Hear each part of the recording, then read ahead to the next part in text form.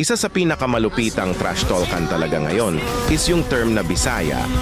At madalas na nagsasabi nito ay ang mga Tagalog. Minsan pag hindi nakakasabay sa game, ang kasama nila sabihan agad na Bisaya, Probensyano o di kaya kung ano-anong masasakit na salita. Pinakamalala na sigurong na-encounter ko ay ang pinagtatrash talk buong Kabisayaan. Pinagsabihan ba naman kaming magsasaka, walang profession at mahina daw ang mga Bisaya.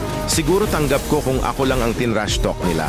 Okay lang, kasi sanay na ako pagsabihan ng masasakit na salita, pero ang hindi ko matanggap na dinamay lahat ng mga Bisaya.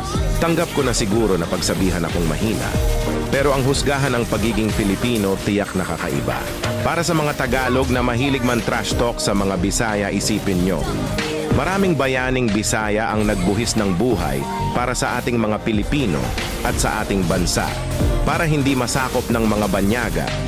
Tapos kayo nilalait nyo lang ang mga Pilipino na nasa ibabang bahagi ng Pilipinas. Sa tingin nyo natutuwa sila sa atin ngayon?